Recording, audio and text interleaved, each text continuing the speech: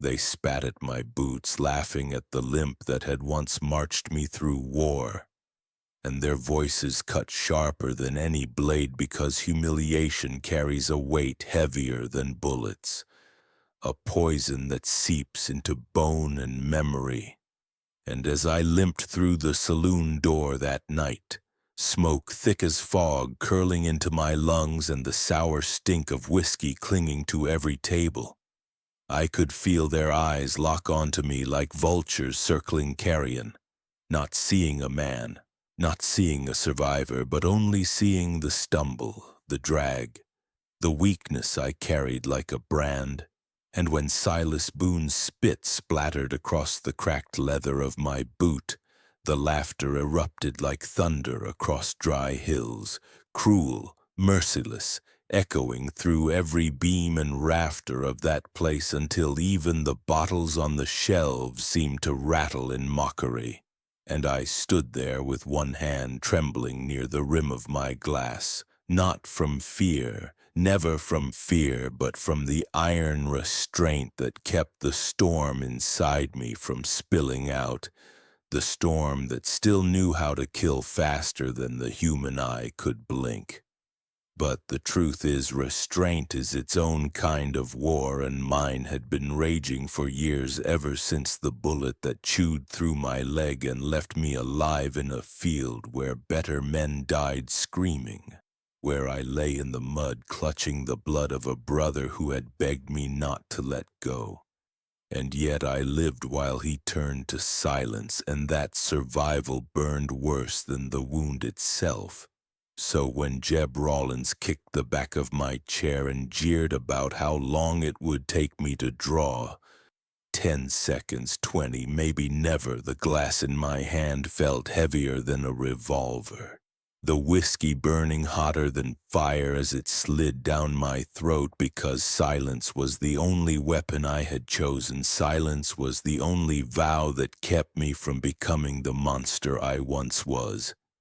But their laughter pressed harder, pushing me back into memories I had buried. The roar of cannons, the stench of powder, the screams of boys cut down before their first shave, and I heard them call me cripple and coward as though those words were chains, but they had no idea I had worn real chains in my mind for years. Shackled by guilt, shackled by ghosts, shackled by the faces of men I could not save. And yet as the room howled with their mockery, I felt my gaze drift to the mirror behind the bar. That cracked old glass reflecting a man who looked like a shadow, hunched and broken, a man the town pretended not to know. But behind the limp, behind the hollow stare, I caught something else flicker in that reflection. A glint of metal hidden under my coat, the ghost of a legend that had never died, the whisper of a name they had all forgotten to fear. Elias Kane, the gunslinger who once carved silence into this county with the draw of his hand. And as Miles Thatcher leaned close with his venomous sneer, telling me scars only make a man uglier when he's lost his fight, I felt the words hit deep because they carried the echo of my own doubt, the question that haunted me in every quiet night. Was I finished? Was I nothing more than a cripple hiding from his past? Or was there still fire in the ashes, still blood in the silence, still lightning in the hand that trembled not from weakness but from the weight of holding back? And in that moment, as the saloon roared with laughter and boots stomped the floor in rhythm to their cruelty, I let my eyes rise, let my stare lock with Silas's smirk. And for the briefest heartbeat his grin faltered, not because I moved, not because I drew, but because somewhere in my silence he saw the storm waiting. The storm coiled tight like a hammer ready to fall. And he looked away too quickly, covering his fear with more laughter, but it was too late. The truth had cracked through. The ghost inside me had stirred. And though I lifted my glass again, slow and steady, letting them believe they had won, letting them believe the cripple was harmless, inside I knew the reckoning had already begun, because silence is not surrender. Silence is only the breath before thunder, and none of them noticed the iron beneath my coat. They thought my limp was weakness, but it was the memory of a bullet that never killed me. They thought my limp was weakness, but it was the memory of a bullet that never killed me.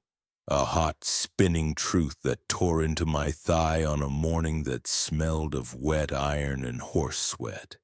When fog lay low in the ravine like a trap set by a patient god, and our unit rode straight into it because the dispatch said safe, because the telegraph boy swore he'd seen the captain's hand on the order, because I believed paper could be trusted when men could not. And then the hillsides erupted in powder smoke and splinters and a music of metal I still hear every time a door slams, and I saw Lyle, barely old enough to shave, lift clean off his saddle with his mouth open around a prayer he didn't finish. And I remember the way the world narrowed to the size of a trigger, the way my hand stayed steady even as the sky broke, and then that round found me, chewing through muscle and hope, throwing me backwards into a mess of churned mud that smelled like pennies and rain. And while I crawled, dragging the dead leg behind me, I tasted grit and years on my tongue. And I pulled Lyle into my lap because no one else could find him, and I pressed my palm to a wound that had already chosen its answer. And he grabbed my sleeve and told me to make the noise stop, make the light come back, make it all turn into a story we would laugh about later when the bottle made us brave. And I lied, because I needed him to die, believing in a later I had already stopped believing in. And when his head went heavy, I looked up and saw our line buckling, men stumbling, horses whinnying into a sky that would not listen. And in the middle of that ruin I saw Cyrus Maddox for the first time. Not the outlaw leader then, just a courier with a satchel and a face like a locked door, slipping between fire like it had been lit to show him the way, handing something to a man in a gray coat who didn't belong to either side.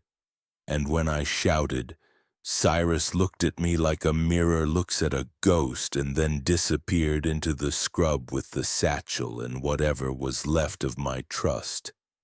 And I dragged myself behind a downed pine and counted my rounds and shot until my hands shook for reasons that had nothing to do with fear. And when the smoke thinned, when the echoes started returning from the hills with news of who had been allowed to keep a name, I wrapped my leg with a strip of Lyle's bandana because my own had soaked through with other men's blood. And I waited for the stretcher that never came. And a medic with eyes older than mine told me I was lucky, that the bone wasn't shattered, that I'd limp but I'd live, and I smiled the kind of smile a man puts on when the world insists on calling a curse by a prettier word. And weeks later, splinted and stitched, I walked into the tent where they kept the paperwork that tried to pin sense to chaos, and I saw the dispatch that had invited us to die signed with the captain's name, ink still dark. And the scribe swore on his mother he'd transcribed what he was given. And I signed my own name on a letter of truth that said the ambush smelt of money and the courier had a face I would not forget. And the colonel took the paper, set it under a ledger, and told me the county needed quiet more than it needed ghosts. And that night I lay awake, listening to the wind work its way through canvas, counting the names of men I could no longer count on my fingers. And I learned how nightmares don't always come with images.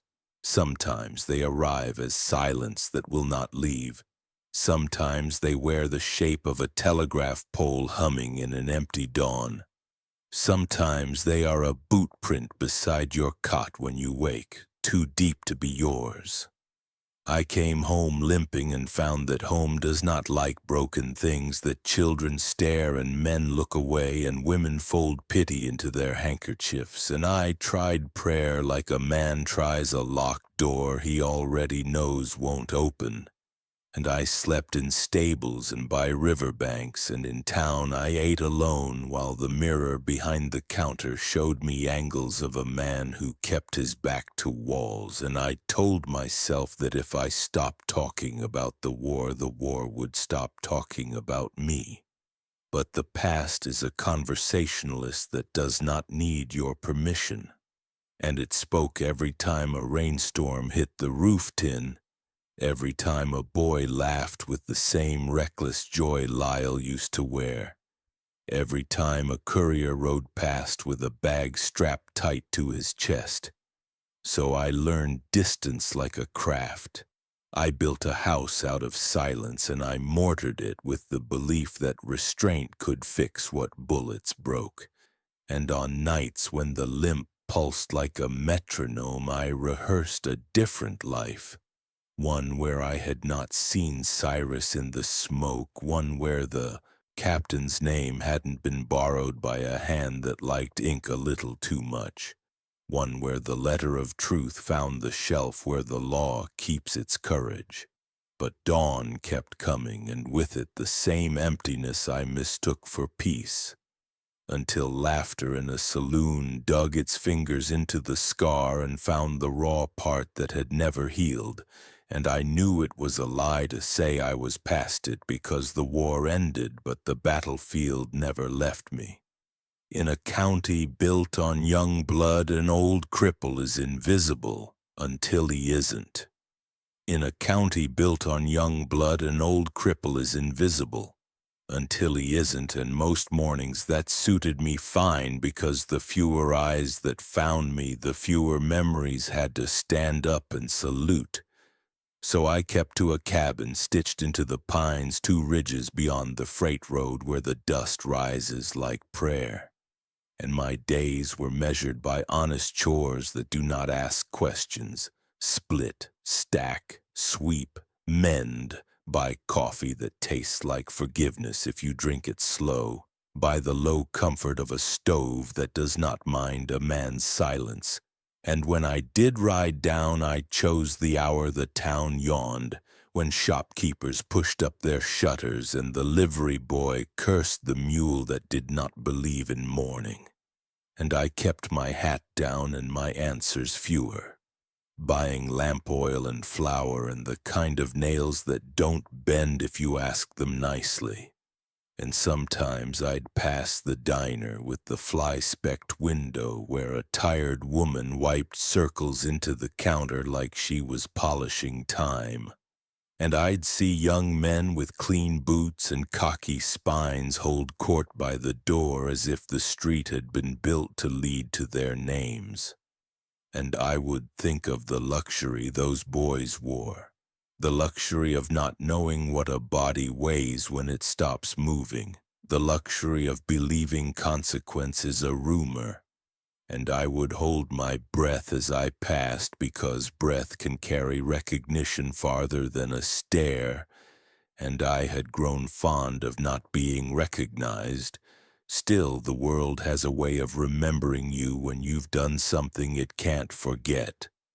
And news rolls downhill as fast as horses, and Cyrus Maddox had turned whisper into weather, buying himself lawmen who swore oaths to coin, buying silence from the shop owners with a kind of credit that never runs out because it charges interest in fear. And the sheriff practiced looking busy while doing the careful nothing a man does when he'd like to die in bed. And doors learned how to close a fraction faster when boots like mine crossed their thresholds.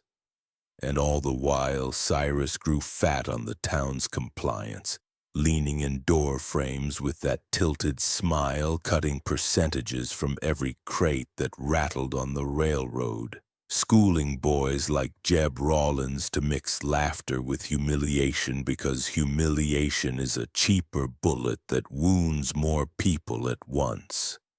I told myself it wasn't my fight, told myself distance was a virtue, that a man who has carried too many bodies loses the right to carry anything else, but then there was Clara Whitmore on the church steps, the color of old bones, the widow with a face that understands how grief teaches a person to walk, who looked at me without flinching the way only someone who has already stood in a storm can look at the weather. And she said nothing, and I said nothing, and in that exchange something passed that did not require words. Recognition, the kind that feels like reading a page you thought only you owned, and later she pressed a wrapped parcel into my hand the way a mother passes bread to a child who has learned not to ask. And I took it because refusing a kindness is a way of telling the world you don't deserve one. And when I unwrapped it in the cabin, the lamplight caught steel I had promised not to see again, and my name felt heavy in the room the way a truth feels the first time you say it out loud after years of practicing around it. Still, I set the parcel under the bed because vows are scaffolding a man builds to keep from jumping. And I told myself, not yet. Not for a county that learned to live with wolves and called it a climate. Not for a sheriff who wears fear like a badge. Not for shopkeepers who have grown good at looking at their hands when injustice wants an audience. But decisions do not always come when called. They arrive like weather, pushing under the door no matter how you stuff the cracks. And that afternoon as I walked the boardwalk, the air tasted like metal and rain, and I felt the town's heartbeat stutter, and the general store bell jangled not with commerce but with argument, and a child's cry climbed the pitch of the moment until even the men who pretend not to hear had to hear. And I told myself someone else would go, that the young blood this county loves so much would finally earn what it brags about, that Cyrus's boys would be content to count their coin without needing to break something to prove they were real. And I turned toward the alley because denial has its own paths, and my limp ticked time like a fatal clock. And that's when the sound came up the street, boots, plural. Not marching but enjoying the jaunt of men who are proud of their destination. And they stopped outside my door that night. Not the towns, not the churches, not the stores. Mine. Boots arranged with the geometry of a message, leather creaking like a smirk, spurs speaking with the cheerful clatter of promises you would prefer not to hear. And the cabin breathed once, shallow, like a man who sees the doctor's shadow under the door, and I stood without touching the parcel under my bed because touching it would be the same as saying yes. And I listened to the men outside practice their laughter for the performance they had planned in my room. And I knew then that invisibility is a kindness the world offers only until it needs a spectacle. And I set my palm against the wall and felt the steadiness of the wood tell my ribs what my breath could not, and the light went out the way man closes his eyes before a fight. And I whispered a name I hadn't used in years, and the boots outside my door waited like a question that already knew its answer. That night their boots stopped outside my door. Laughter can wound deeper than knives, until the knives come out for real. The laughter started as the ordinary kind men wear like cheap cologne, a scent that announces itself before it does damage. But as the smoke settled over the saloon and the lamps smeared light across cracked mirrors and sticky tabletops, The sound sharpened into something with an edge, and when Silas Boone shoved me hard enough that my bad knee screamed and the whole room leaned in as if humiliation were a card trick they'd paid to see, I kept my hands flat against the table, not because I was afraid. Not because I was broken, but because restraint was the only wall left between the stranger they mocked and the ghost I had chosen to bury. A ghost with a faster draw than memory and a quieter conscience than any prayer I've ever heard. I watched their faces through the mirror behind the bar where my reflection always looks older, lonelier, half-shaved and hollow. A man I remember studying years ago in a city diner at 3 in the morning while neon trembled in the window. The waitress refilled my cup without asking, and outside the foster care shelter across the street a boy traced the cracked sidewalk with his sneaker as if drawing escape routes no judge would ever sign. And in that mirror now I saw not just my limp and their grins, but the long inventory of abandonment and recognition that had followed me from battlefield to back alley. From luxury cars idling under streetlights to penthouses with the blinds closed on emptiness, places where men collect trophies to distract themselves from the absence that sits across the table at breakfast. And as the crowd's laughter grew meaner, Silas's breath curtained my cheek with rot gut, and he pushed again, taunting the vulnerability that limps in front of me, daring me to make a second chance mistake, daring me to trade the grim healing of self-control for the flashbang of old habits that never end in forgiveness. I could feel my pulse rising in the soft spot where the body hides its rage, the same rhythm that used to pull my hand to the butt of a revolver with a certainty that felt like religion. But another rhythm pushed back. Clara's voice from a week ago outside the clinic of a second chance near the rail yard, lamp oil on her hands and fear made gentle by trust earned over time, telling me that some men choose to live and some choose to keep killing, and only the brave know the difference. And I understood then that the thing silencing me was not emotional distance, but the sacrament of quiet transformation.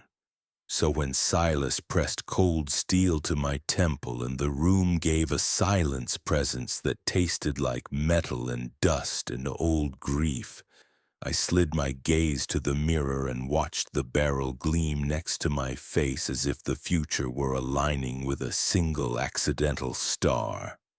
And I remembered a letter of truth I had written once with a shaking hand in a tent that stank of iodine and fear. A letter that said a courier with a locked-door face sold us for money and pride. And I realized mockery had never been about my limp. It had been about testing whether the war still lived in me.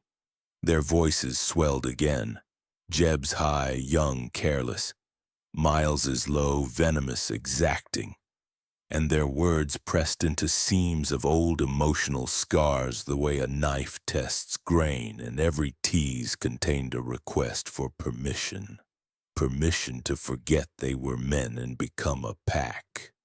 Permission to make my body a spectacle so the county wouldn't have to study its own reflection.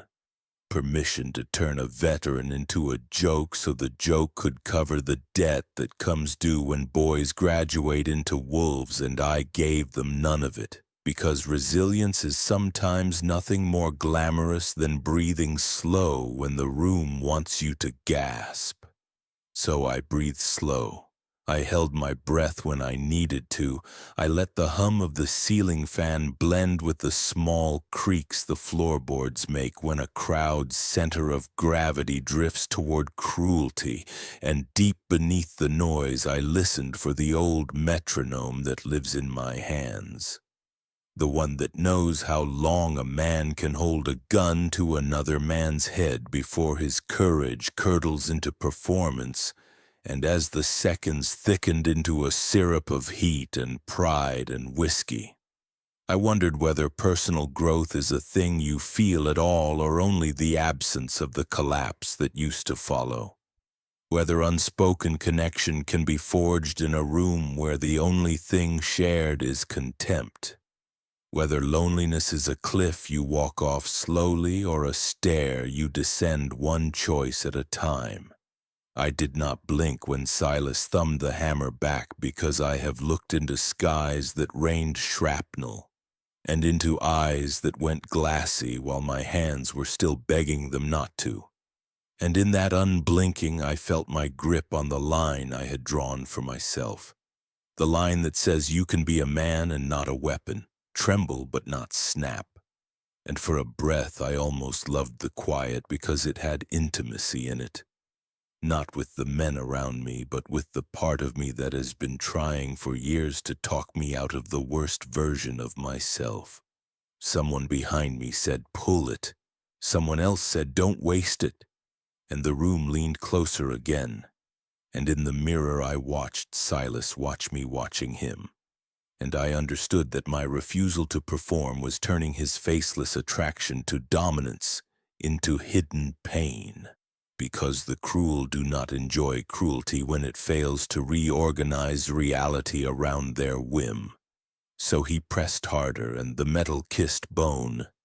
And a woman at the back put her hand to her mouth, and the bartender stared at his towels like he hoped missed connections could become alibis.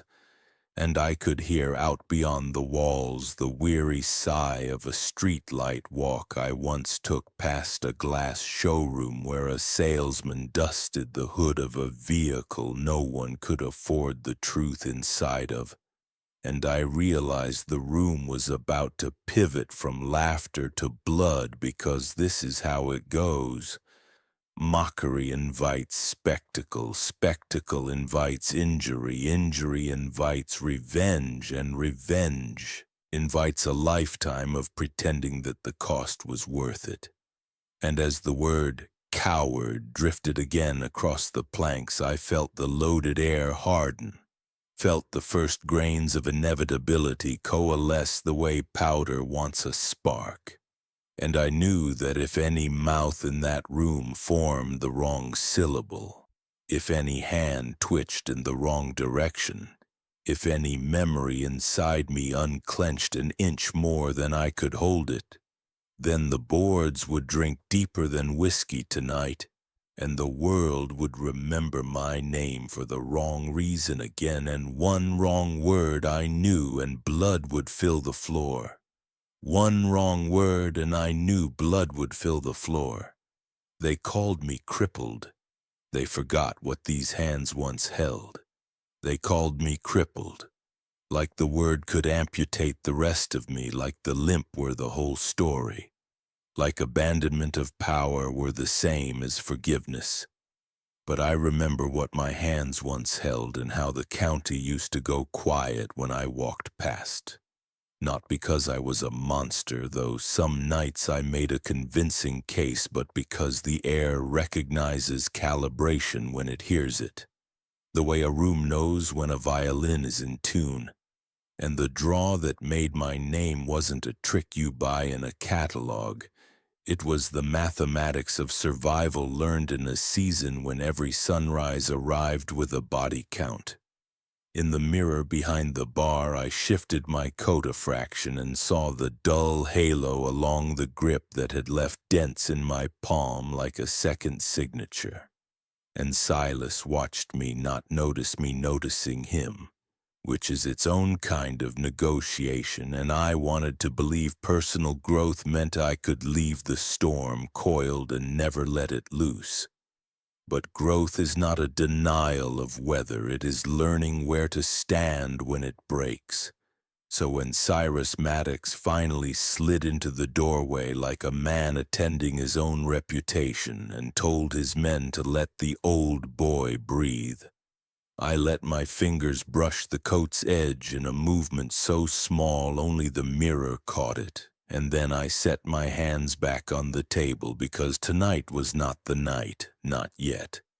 Still, when they swaggered out under the porch lamps laughing too loud as men do when they have failed to bend a thing, I counted the cadence of their boots the way you count the spaces between thunder and lightning when you need to know how close the storm truly is, and I put names to the sounds: Silas with the heavy heel, Jeb with the overconfident scrape, Miles with the tidy, efficient click, Cyrus with the careless rhythm of a man who trusts fear to do the labor.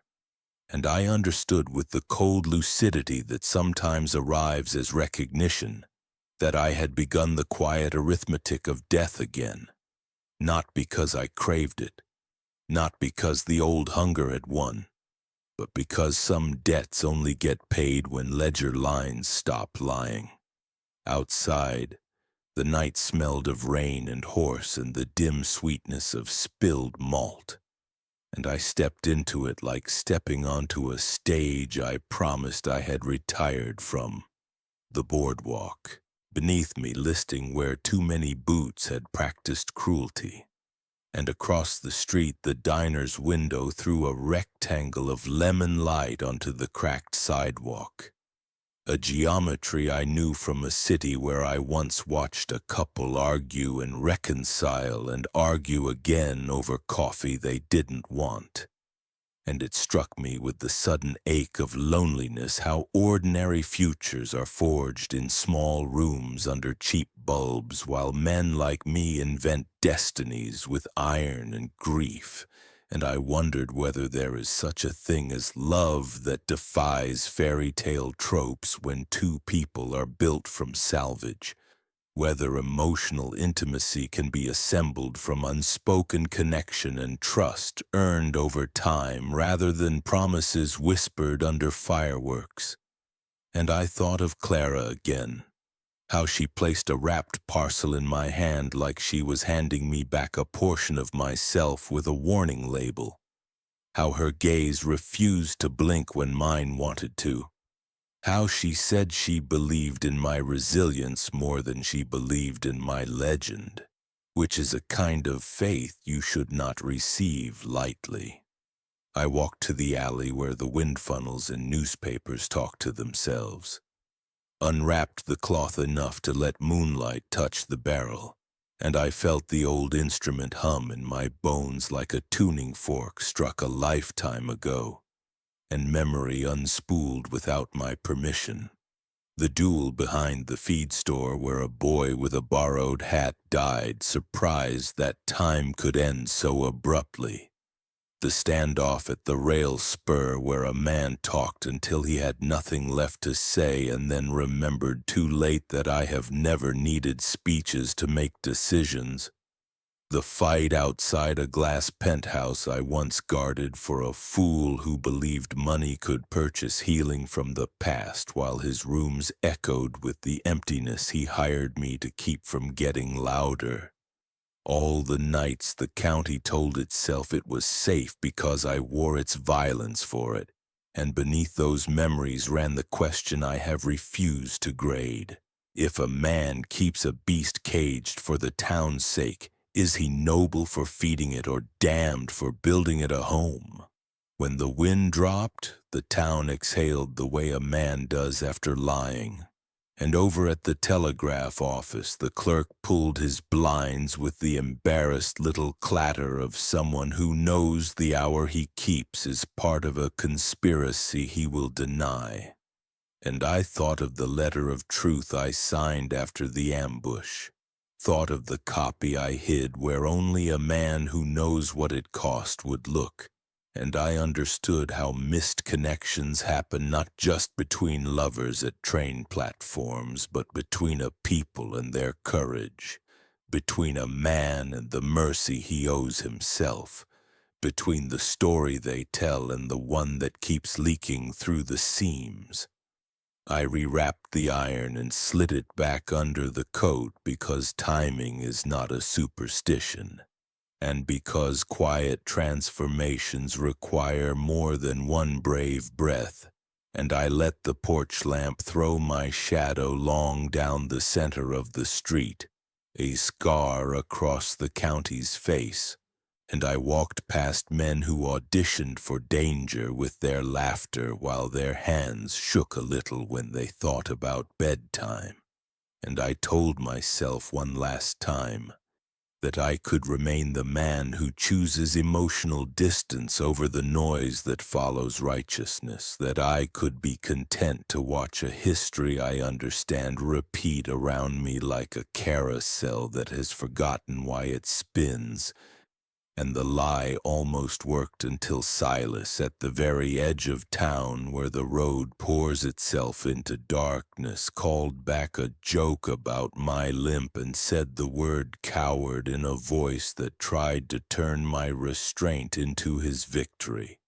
And in that syllable I heard the end of the courtesy I had extended the world and the limit of the second chance I had been extending myself.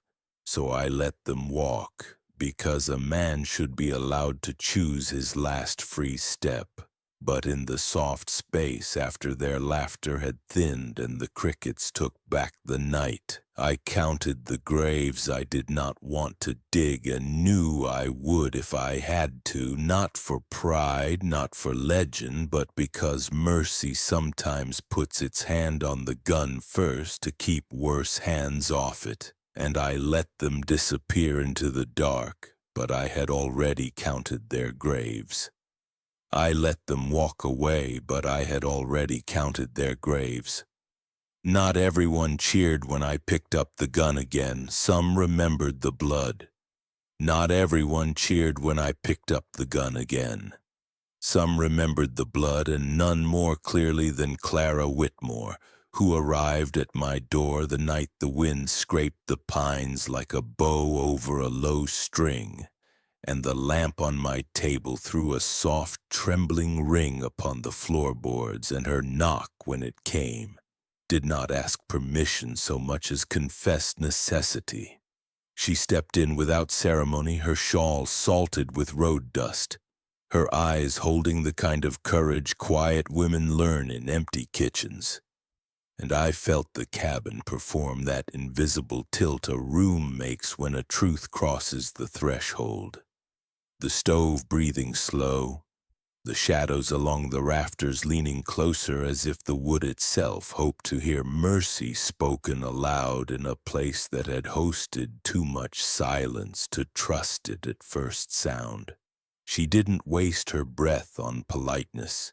She said my name with the tenderness of a person rinsing a wound, and then, before I could answer, told me there are men who believe a gun is a miracle that fixes time, and men who know it is a door that once opened can consume a life, and that the town might be clapping with their mouths while praying with their hearts that I would not walk back through that door I used to own.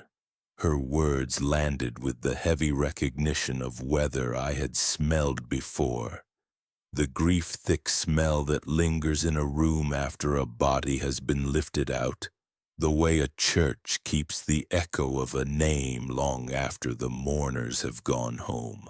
I made tea because movement was safer than confession, and the kettle gave a high, thin cry that sounded like a wire pulled too tight. And while it sang, she walked slow around the room, touching nothing, studying everything. The chair I sit in when the limp torches my patience, the cracked mirror that still refuses to meet my eyes at dawn, the nail above the door where a hat used to hang when a man I can barely remember expected company. And she paused at the table where the revolver lay beneath a folded cloth like a secret that had written itself in my handwriting, and then asked the world to please forget. She didn't reach for it yet, only rested her palm on the wood as if she could feel through it the old heat of nights when I had steadied that iron as easily as other men steady their words. And she told me a story I already knew from the color of her face.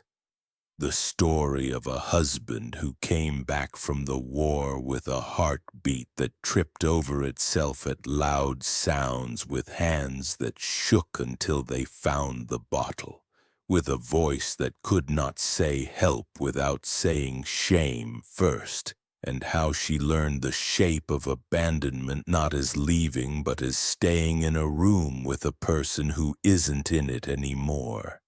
She said forgiveness is not a fairy tale. It is a long arithmetic done at night by people who cannot sleep, and healing is not an anthem.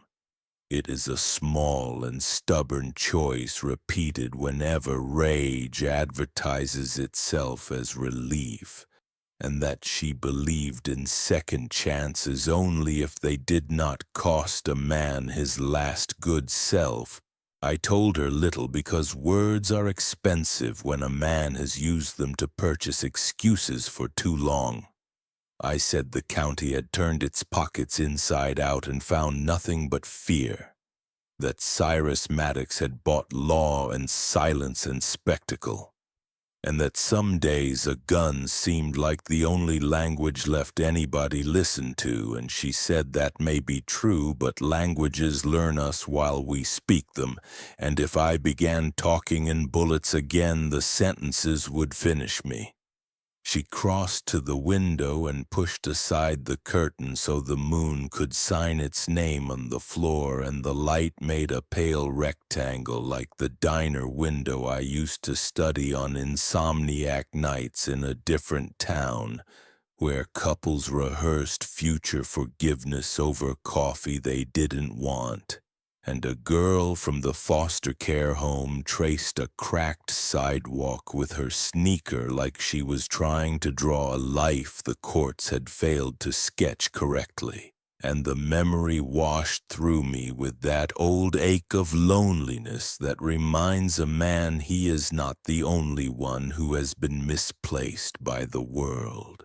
Clara let the curtain fall and turned, and the movement sent the lamp's flame into a small dance that threw our faces into correspondence.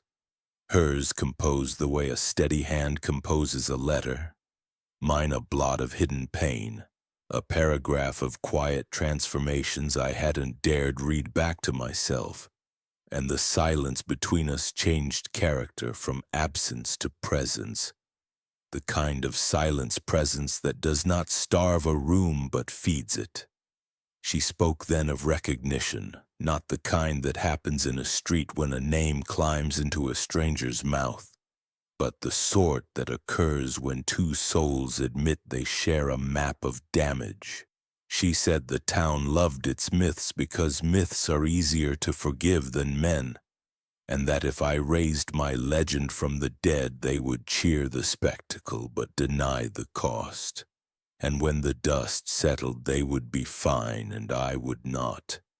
She told me she had walked past the clinic of a second chance that afternoon, the humble brick one by the rail spur where the doctor works on tabs and faith, and she had seen my face in the reflection of its window. Not literally, she said, but in the form of men who arrive asking for stitches when what they need is a vow. And she asked me whether I wanted to keep building a life or build a victory that could not be lived in. Whether I wanted to be the man who could carry a gun or the man who could carry a morning without it. The question entered me like a key trying locks I had welded shut. I remembered a night in a city far from here when I stood under streetlights watching luxury cars idle in front of a glass penthouse, while a man I was paid to protect practiced loneliness with all the lights on. He had asked me whether killing ever makes a person feel more alive, and I had told him the truth, that it makes someone feel less alive, and that's the only arithmetic that counts. And still he had smiled the hollow smile of the rich when they believe purchase can renovate the soul. Clara was not smiling. She was asking me to choose a different architecture, to pour a foundation where trust earned over time could stand. where emotional intimacy would not be a rumor, but a room where two people could put their names on the same letter and call it a life. She did not say love, not with her mouth, but something in her posture asked if my heart had any resilience left that was not built from bullets. I went to the shelf where I keep what a man keeps to remind himself he is still permitted to belong. Spare coffee, a hymnal with water damage, a small bundle of letters of truth I never sent, and I took one down and did not read it, because what matters most in such letters is not their text. It is the courage that pressed the pen to the paper. And I set it beside the revolver on the table so that the symbols would argue with each other. Confession and capacity, vow and violation, the instrument that had made men remember my name and the page that asked me to forget it long enough to be someone else. Clara came nearer, and the lamp found a wet shine at the corner of her eye that she did not swipe away because she refused to apologize for feeling in a world that prefers its griefs unreported. She said if I went down into the street tomorrow morning, there would be a line of boys ready to follow the noise. That noise breeds more noise. And that what the county had lost was not courage but the habit of listening to quieter forms of it. I told her fear rides a county like a sheriff used to, and she said that's why someone must ride it back, but that the rider must know when to dismount. I said history does not permit such tidy choreography, and she answered history is not asked, it is told, and we are its tellers. The lamp breathed, the stove clicked, the pines outside clacked their teeth in the black wind, and inside my ribs a debate rehearsed its old arguments. The ache to protect in the only language I had ever mastered against the vow to forgive myself for what that language cost. I wanted to set the gun in her hands and ask her to hide it where even I could not find it, and I wanted to holster it and walk into the street to end this quickly. And I wanted to do both at once and had to choose only one. She reached for the cloth finally and folded it back, and the gun looked smaller than it used to, the way childhood houses look when a man returns. And I understood it was not the instrument that had grown or shrunk, only the distance between me and it had changed its size. She took it up with two steady fingers, not reverent, not afraid, the way a nurse lifts a scalpel, an object that can harm or heal depending on the hand. And she turned it once so the lamplight played along the barrel like a thin river, and she said my name again, not as salve and not as warning, but as invitation to step into the version of myself that could survive the morning after any decision I made tonight. And then she slid the handle toward me, and the weight traveled back into my palm like a verdict written in my own bones, and I realized how personal growth often announces itself, not with applause or epiphany, but with the sensation of a familiar burden returning and asking to be carried differently. We stood so close, our breaths braided in the lamp glow, and I could smell rain in her hair and laundry soap on her shawl and the mineral scent of the road that had brought her here. And something tender moved between us, not promise and not theater, a kind of unspoken connection that has no costume it can wear except presence. In that thin mercy of nearness, I wanted to tell her there is a love that has no patience for fairy tale tropes, that there is a way two broken people can build a shelter out of recognition and forgiveness, and the discipline of staying when the old exits light up. But the words sat like good horses in a barn, warm and willing and not required to run tonight, and she did not ask for them because she did not come for romance. She came for rescue, not of the town, not of me, but of the last inch of humanity she believed I could still keep. And so I nodded once, because sometimes a nod is a treaty, and she nodded back. Because sometimes a treaty is only worth the witnesses who will keep it honest. The wind shouldered the walls. Somewhere a branch let go, and the night made that clean snap a heart makes when a habit dies. She stepped back toward the door and paused with her hand on the latch and said in a voice that walked a line between plea and law, that if I must go to the street, then I must also learn to return from it, and that if I cannot, I should not go. I told her I would try to be the kind of man who knows the distance between righteous force and hunger.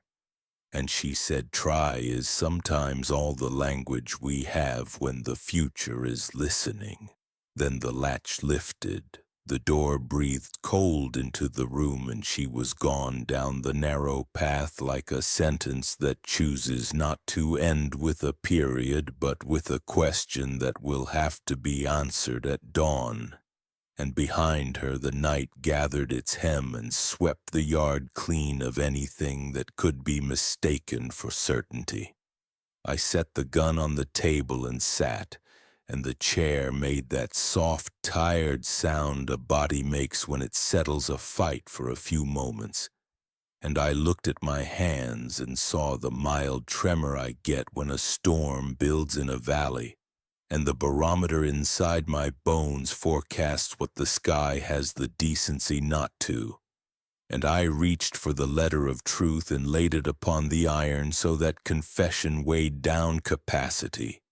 And I stared at both like a man studies a mirror and a window at once, trying to decide whether he belongs in the room or beyond it. The lamp went low, and I turned the wick, and the flame rose obedient and weary.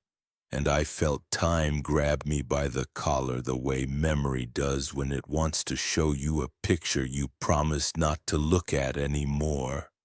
And in that pull I discovered I had already chosen. Maybe when she spoke my name, maybe when she crossed my threshold, maybe years ago when I limped past the clinic of a second chance and did not go in. Some choices take place in the body before they register in the mind, and the palm knows the fit of a thing long before the head writes its essay. The stove clicked again. The night breathed. The pines whispered their tired gossip. And without drama, and with no one to witness it but the quiet, I closed my fingers around the grip that remembered me and felt the room alter its posture as if the board shifted to take my weight differently, and I understood painfully, simply, inexorably, that whatever else this was, it was not triumph. It was conscription by necessity into a war I had been dodging under the flag of emotional distance. And I stood and slid the holster strap through the old loop that had waited on my belt like a patient sin. And the leather sighed, because leather always knows what it is made for. And I said her name into the room to see whether speaking it would steady me. And the room said it back in the kind of echo that proves a man is not alone even when he wants to be. And I blew the lamp. And in the soft black that followed, I felt the weight of everything settle into the place where purpose lives when it stops shaking. When she placed my revolver in my hand, I knew my fate was sealed. When a cripple finally stands tall, someone always falls.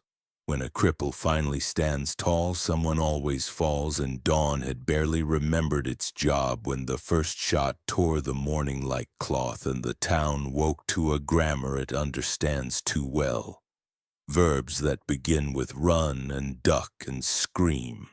I was already at the door, the holster riding my hip with that old rude familiarity, and the air outside tasted of tin and dust and the bitter coffee someone dropped when the front windows of the general store blew inward under a hail of lead. The boards under my boots gave in their tired way. The street lay out like a long accusation, and at the far end of it Cyrus Maddox's men poured from the livery with their faces arranged into the blunt mask men wear when they want the world to rearrange itself around their convenience, and smoke braided upward from the dry goods like a prayer the sky didn't have time to read. Children cried, the quick high slice of fear, and a woman I knew by her apron hauled a boy by the collar toward the alley while her other hand searched the air for the hand that wasn't there. The husband she had buried last winter when the fever came through in boots. The sound of hooves, the glass making its rain, the shouting that never seems to know its own words. Everything began to compose itself into that old terrible music I learned to keep time to when I was younger and meaner and believed speed could substitute for wisdom. I limped into it the way a man steps into his own story after pretending for years he was only an audience. And the first outlaw I saw clearly was Jeb Rawlins with his boy's swagger and his second-hand courage. He swung his pistol up with the flourish of a performer who hasn't rehearsed the part where the audience refuses to clap. And the draw found me the way lightning finds a tree that has always been the tallest in the field. Natural, exact, unarguable. The shot spoke in that precise tone my bones remember, a tone like a judge who no longer needs to raise his voice, and Jeb's hat went sideways and he folded down into himself without a speech because death rarely requires one. The sound of it changed the weather of the street. Men jerked, breath caught. Someone swore as if belief had gone out on him like a lantern in a wind. And there was a heartbeat of hush in which the town reconsidered its certainty about who the cripple was and who had been mocking whom. Then the noise returned with interest. Silas Boone near the feed store, the same mouth that had laughed in my ear now shoving orders through it. And he brought his gun up two-handed in the way men do when they do not trust themselves. And I let him see me see him because sometimes mercy is a warning offered while there is still time to read it. And when he ignored the offer, I wrote his name in the dust at his feet with a bullet that cut the last word off the sentence he was trying to deliver. A mirror behind the bar of McCleary's broke into a confetti of little truths, each shard catching a different angle of the same consequence. And I moved, yes, limped, always limped. But the limp taught me angles the quick forget, taught me how to become a hinge the fight swings on, taught me to listen for the rhythm of reloads and the panic-thin hiss a man makes when he realizes his courage is counterfeit. 2 more came down the boardwalk at a rush, and I let them have their theater, sawdust leaping at their heels, spurs hustling their stories along. Then took the one on the right first because his elbow telegraphed a faster lie, and the one on the left second because he was counting on being counted second, and the bodies learned the ground again, and the ground did what it always does, received without comment. Dust climbed, and in that dry cloud I heard the town's heart accelerate, the grocer sobbing into his sleeve, the piano man across the way attempting a hymn with 3 wrong notes and 4 right intentions, the sheriff offering prayers behind a barrel that had done more to stop bullets than his star, and over it all the steady metronome of my own breath because the body does not pause to debate morality while the moment decides itself. Still inside that breath the old moral conflict kept its seat, each squeeze of the trigger a step deeper into a room Clara had asked me not to decorate again.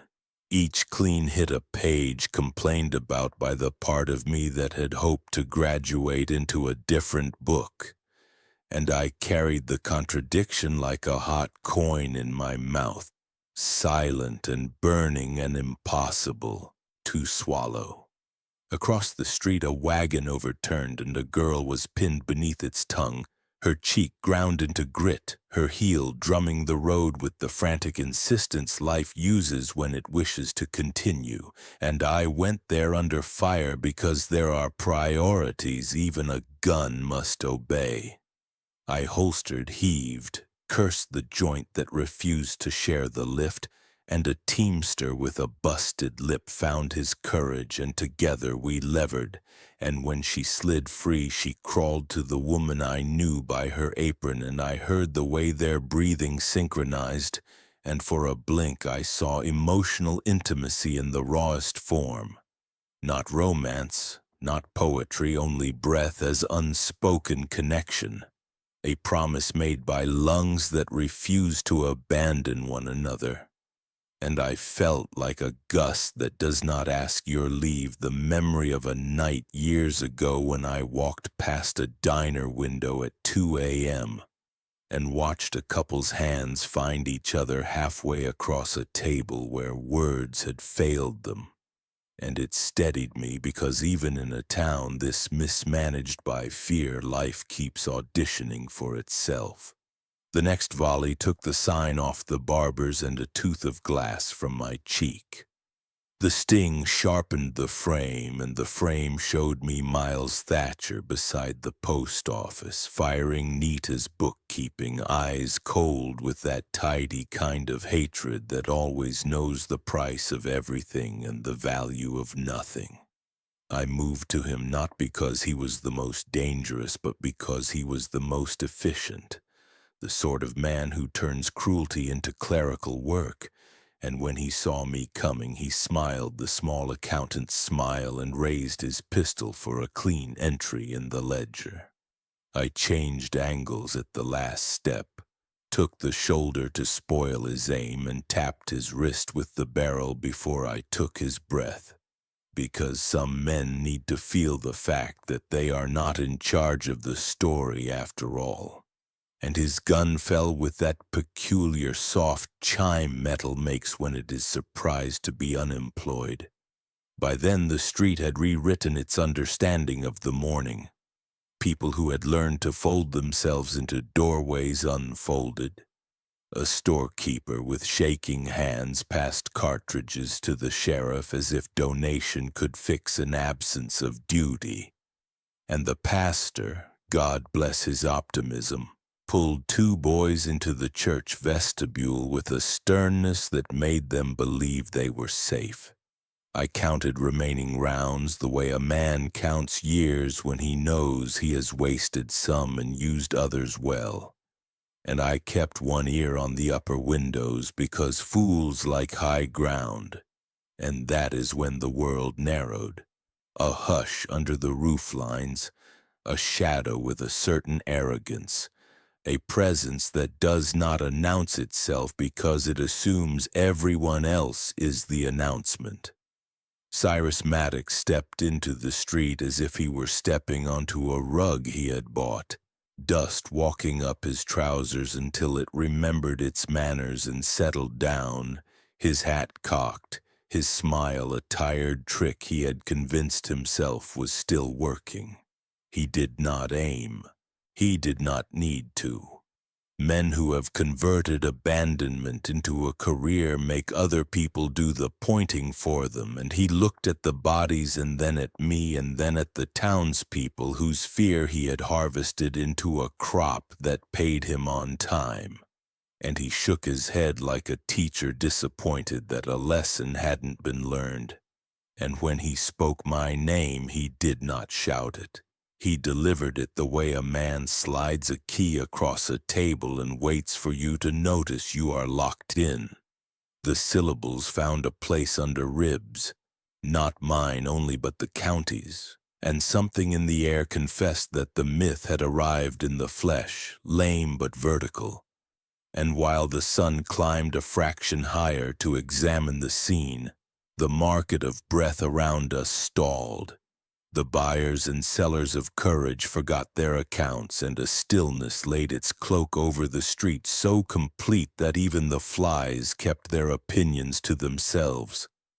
I stood in it, hat brim low, blood-drying tacky near my ear, hand light on the holster. Not because I needed speed, but because an old animal inside me likes to know where its teeth are. And I looked at Cyrus the way a man studies the bridge he must cross even if he suspects it was built to break under him. Memory pushed its way forward with the entitlement memory always believes it has.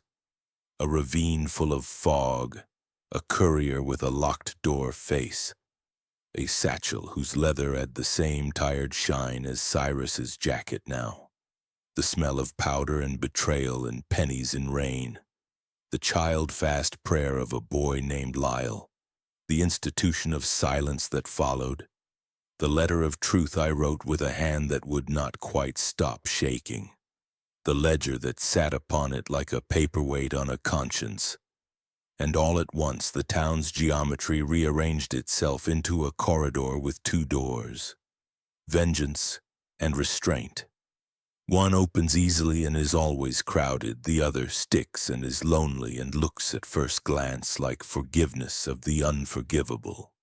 I did not take a step toward either, not yet, because one more piece of the morning remained to be set, and it came from him.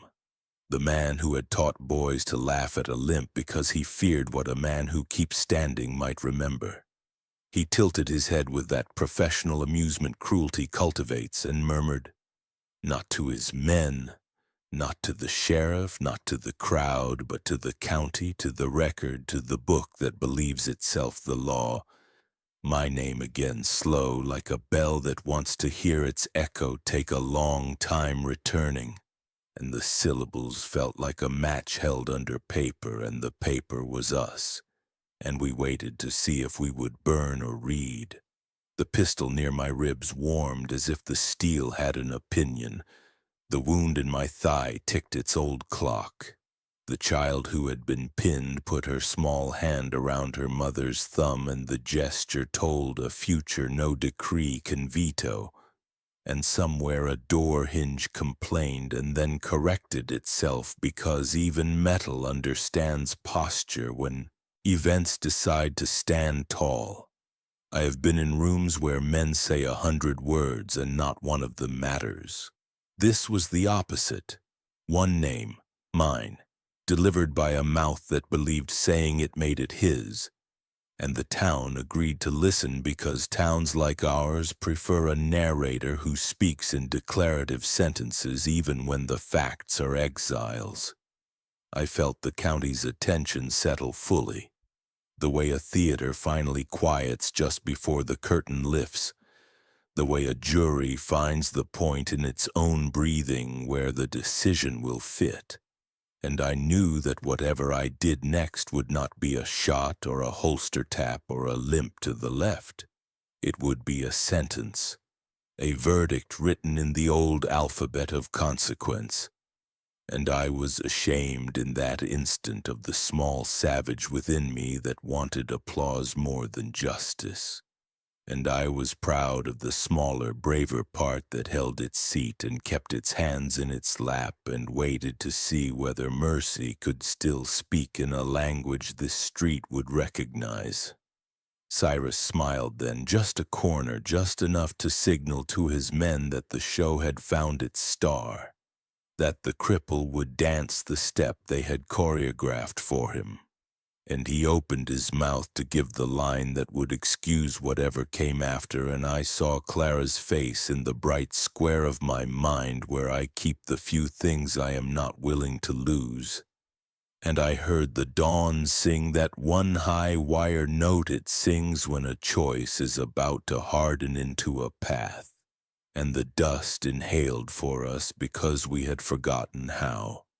And time slackened its rope just long enough to let the smallest truth slide between us like a blade laid gently on a table. Cyrus whispered my name, and the whole town froze. Every bullet I fired tore open another scar I thought had healed.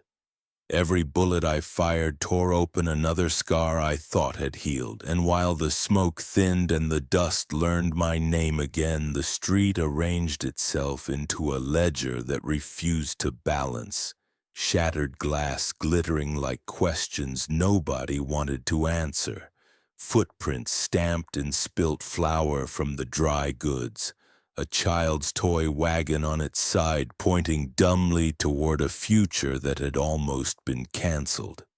And in the reflection of a broken window I saw myself in crooked pieces, hat low, cheek nicked, gun warm, not the cripple they mocked, but the man I had begged the mirror to forget, and the sight of him walking around in my bones made my stomach fold as if it had swallowed a coin of grief too large to keep and too shameful to spit back out.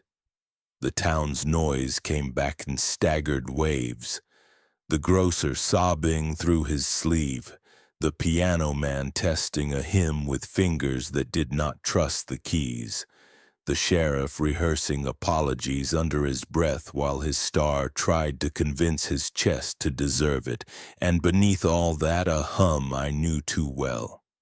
The low, relentless engine of loneliness that powers places where fear has been promoted to policy. And I felt again the way noise and silence trade costumes in moments like this. The way silence presence can weigh more than screaming. The way the air itself keeps score even when people pretend not to. I holstered slowly because the old habit in my hand wanted a victory lap and I would not give it one. And as the leather accepted the steel with that tired sigh a man recognizes from a tool used exactly for what it was made to do, I told myself this was not triumph but triage. That what the county needed now was not more shots but the long arithmetic of forgiveness and recognition. The stubborn math of healing you do at kitchen tables with your head in your hands. But then the world tipped and the past came galloping through the gap I hadn't managed to close. The stink of powder insisted it was the ravine again. The crack of a window became a round finding bone. A woman's cry bent toward a boy's last prayer, and suddenly I was crawling through memory with a dead leg that would not keep up, dragging myself by the elbows toward a voice I could not reach. And I heard Cyrus in the smoke with his face like a locked door and a satchel where the truth went to die. And I could feel the old abandonment sting in my throat because the medic did not come. The stretcher did not arrive. The ledger did not open to the page where justice was kept. A hand touched my sleeve and the street returned. It belonged to the woman in the flour-dusted apron, and her eyes were the kind that have learned to keep a family breathing with more grit than grammar. And she said thank you in a voice that carried no ceremony, just breath. And the word pulled me up into the present the way a climber's rope pulls a falling body back to the cliff face it must learn again to trust. I nodded because language had not fully returned to my mouth, and I tasted the metallic ghost of blood, and I could not tell if it was mine or a memory's. It does not much matter, blood always keeps the conversation moving. I walked the line of storefronts in a slow, uneven patrol, the limp adding its crooked metronome to the morning's reassembly. And in each window I found a version of myself I did not like. The haunted man who substitutes order for mercy. The proud survivor who thinks resilience is permission to keep breaking things. The outlaw the town begs for when it wants to outsource courage and then blames when the bill arrives. The clinic of a second chance sits at the end of Maine where the gravel frays into pasture. Its door stood open and Dr. Haviland moved among the injured with that steady retail kindness that makes hope feel like a service you can actually afford.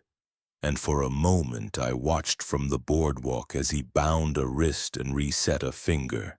the small, brave acts that keep chaos from developing a taste for permanence. In the clinic's dusty window, a strip of glass caught the angle of my face and sent it back at me with all the honesty a mirror can afford. And behind that reflection, a memory superimposed itself. The late-night diner 2 towns over where the waitress keeps refilling you because there is nothing else she can do. The cracked sidewalk where a foster care boy traces escape routes in chalk no judge will honor. The shine of luxury cars queuing under streetlights outside a glass penthouse that echoes even with a crowd inside. And I remembered how often I have stood outside rooms where futures are negotiated while I guarded doors built to keep out exactly the people who needed in. And I felt the old emotional distance try to reclaim me, that numb geography where a man becomes a corridor between violence and the bill that follows it. So I walked back into the dust because staying at the window would have turned me to stone. I picked up shells to make the street look less like a confession. I righted the toy wagon. I helped the livery boy cut a harness from a spooked horse's mouth.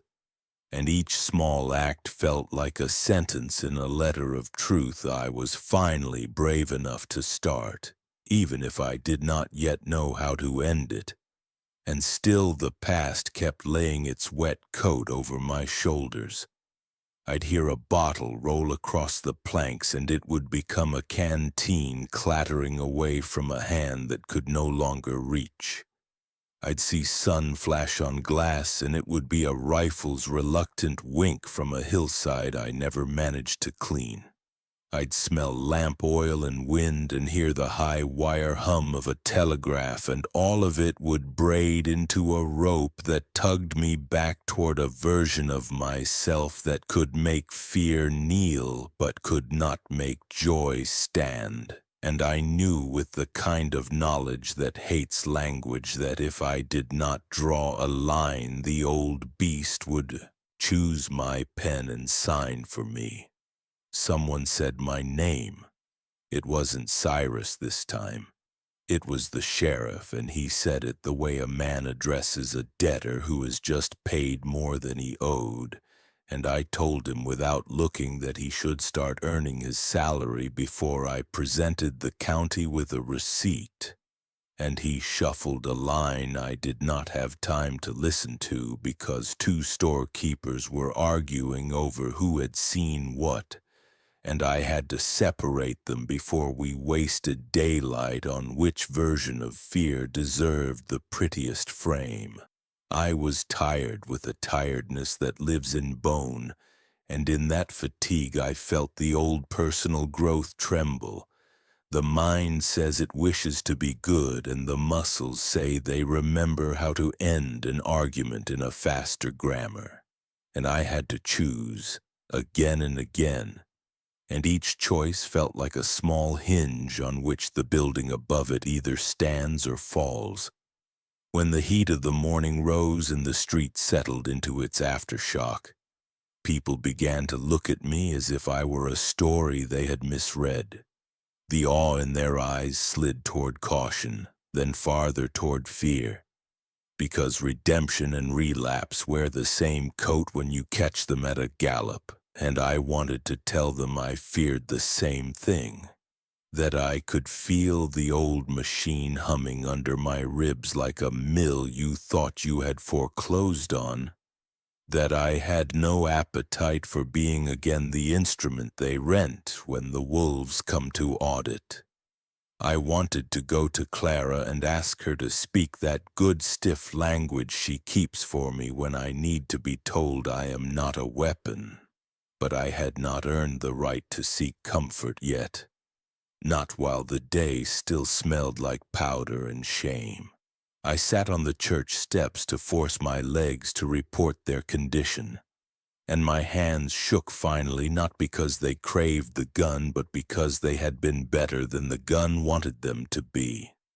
Tremors are sometimes the body's way of clapping for itself after refusing an encore, and I let them happen without judgment.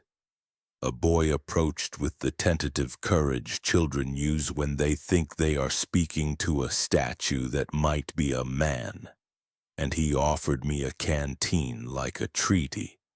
And I drank because denying another person's kindness is a kind of theft.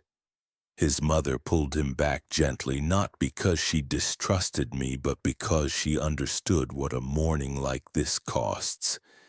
And I nodded to tell her I was indeed a poor investment right now. And she nodded back to tell me even poor investments deserve a ledger that doesn't lie.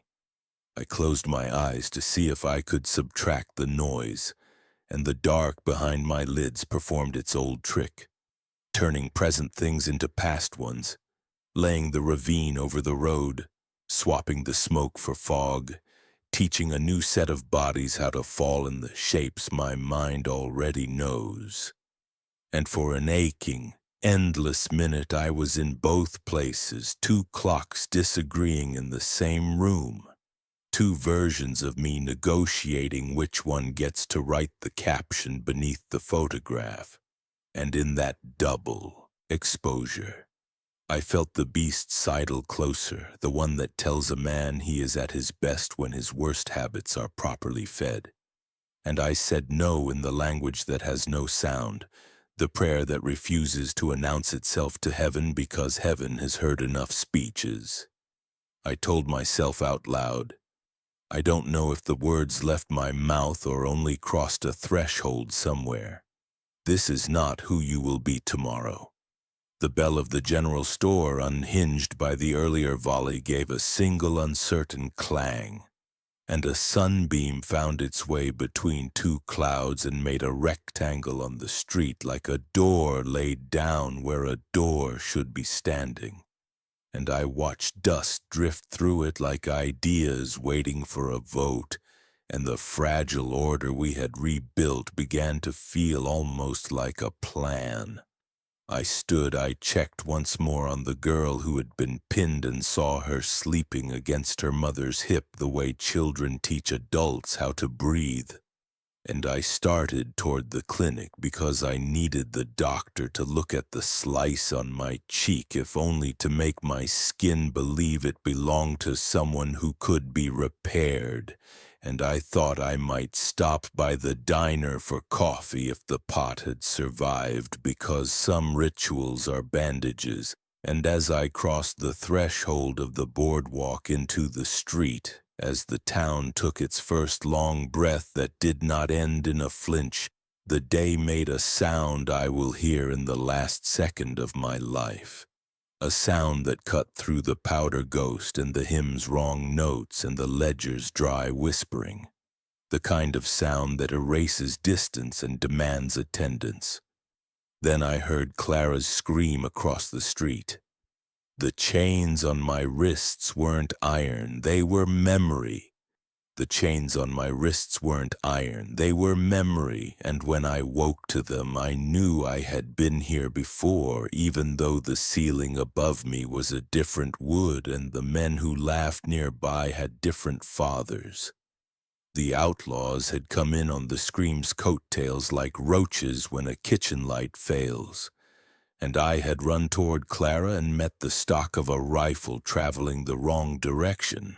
And now my skull wore a private thunderstorm while my hands learned again the grammar of restraint. Someone had tied me to a post in what used to be a feed room, salt and oats and old hay ghosts in the air. And the rope had the scratch a man never forgets because it outlasts bruises, and I tested it with the patience I save for moments when losing is not an option, and it bit back with the cozy confidence of work it knows how to do. And behind me a door opened on laughter, and Cyrus's voice walked in as if it had paid the mortgage. He kept to the edges because men like him enjoy shadows. They flatten the faces of the hurt and store their gleam for the one who thinks he owns the light. And he told a joke about my limp that made his boys bray the way animals do when they suspect the fence is real. One of them, miles by the cadence, stepped close with a tin dipper and poured a thread of water over my head like a ritual designed by a god that didn't much care for sacraments. Then pressed the rim to my mouth and tipped too hard so I choked, and they clapped because cruelty loves a performance even when the audience is honest about the price of tickets. I swallowed what I could because thirst is not an arena where pride should fight. And I told myself quietly that I had seen worse priests than these and survived their liturgies, and the rope informed my wrists that skin will reopen in the same places if you instruct it. And I accepted the news calmly because anger wastes oxygen. Cyrus circled at a polite distance the way a banker tours a house he intends to liquidate, and he asked in that weary drawl why I insisted on being the chapter the county keeps trying to skip, and I answered by counting, not aloud, but inside. Boots, holsters, a buckle that jangles when its owner turns left, a whistle in one man's breath that tells of a childhood illness never fully evicted, the dull click in the hinge where the door prefers to sag, the weight a nail bears 2 feet above my right shoulder that suggests something heavy once hung there and might be persuaded to hang again. I counted because counting is how a man decides which parts of the room belong to him, and because resilience isn't always a speech. It is sometimes the quiet census you take while others pretend they are writing your obituary. The questions began. Who am I working for? Why am I interrupting commerce? How much of the town's fear have I converted into aspiration? And I let them stack up like boxes mislabeled for a move that will never happen. I did not answer because answers are gifts and you do not hand them to men who have not learned to keep their hands clean, and also because the interrogation was a decoy for the lesson he wished to deliver. You are mine again, which is what the past says when it smells your breath for recent hope. He told the boys to continue, and they did, with the practiced sloppiness of men who have taught their knuckles to write. And the first blow was the same lesson I have learned in every age. A body is a door, and anyone determined can practice locksmithing on it. But the second and third taught another thing I already knew, that pain tries to organize a man's memories by stacking them in order of shame. And if you let it, it will convince you that your worst day is your truest self. I refused the filing system and went back to counting. Somewhere in the next sequence, the room slipped and became the ravine. The rope became wire, the joke became a dispatch, and Lyle's prayer pushed air through my teeth. The boy's last exhale found me in the feed room, and for a second I turned my head to where he ought to be because grief does not respect renovations. And when I turned back, I caught Cyrus's eyes, and in them a flicker I had waited years to see. The small, mean light a man gets when recognition has finally paid him a visit. He knew I knew, and his mouth arranged the denial it would need later when I found paper he had not yet burned. He told a story about a courier who saved a town with timely information, and I corrected the tense of one verb so the lie would put its hat back on, and his smile lost a button, and my wrists bled more politely than before. I thought of Clara, not because thinking of her would save me, but because thinking of her measured the distance I wished to cross if I managed to leave this room upright. Her unspoken connection had become the axis my days now preferred, the trust earned over time that made strangers into a shelter, and the shadow of her name on my tongue braced me better than the post did. Yet even with that steadying, I felt the old slide begin, the slow descent into the basement where the beast keeps its trophies, and I heard its proposal. Give me the rope and I will hand you the door. I closed my eyes and remembered the clinic of a second chance, the smell of antiseptic courage, the way a doctor's hands prove that repair can be a profession, and I told the beast to wait in the hall. They tired before I did. That is not bragging. It is biology, and it is arithmetic. Men get bored of work that does not instantly rearrange the world, and I had made a decision to be a world that would not rearrange. When Cyrus waved them off, he did it with the bored elegance of a man who replaces cruelty with paperwork when the audience yawns, and he leaned in to deliver the page he prefers to sign. Abandonment disguised as mercy. He would let me limp out if I promised to holster forever. He would return the town to its previous arrangement if I would return to mine. He would relocate the drama to a different block because relocation is this county's favorite trick. I asked about the letter of truth I had once signed, and he clucked his tongue and said paper is fragile.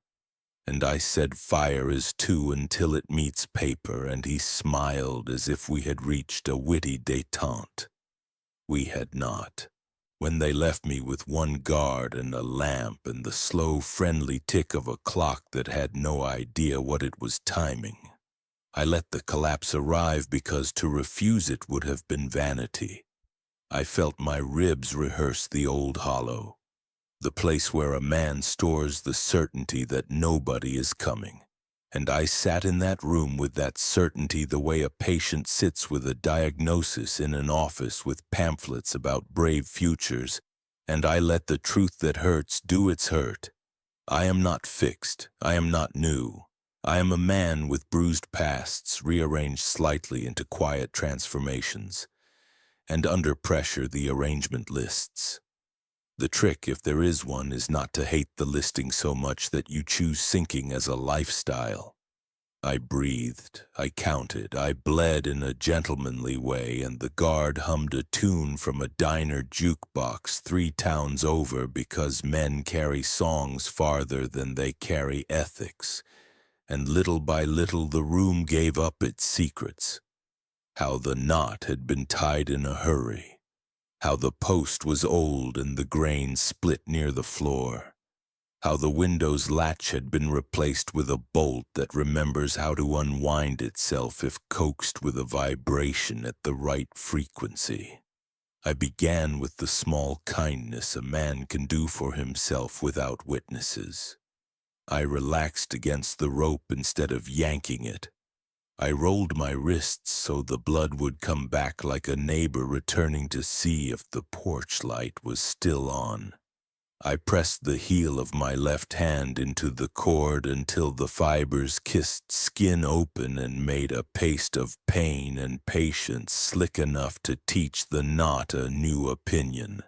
And when the guard went to relieve himself in the alley, whistling that diner tune like a threat, I set the heel of my boot against the split in the post and rocked it like a cradle for a grief no one had ever named aloud. The wood answered in slow syllables of surrender because everything built for holding has an exit strategy if you ask in the dialect of weight, and I timed my breathing to the clock not because I trusted it, but because a rhythm is a tool and tools do not check your references. The bolt on the window complained in a key I recognized from a penthouse's service door I once unjammed for a man who paid lonely people to look like company.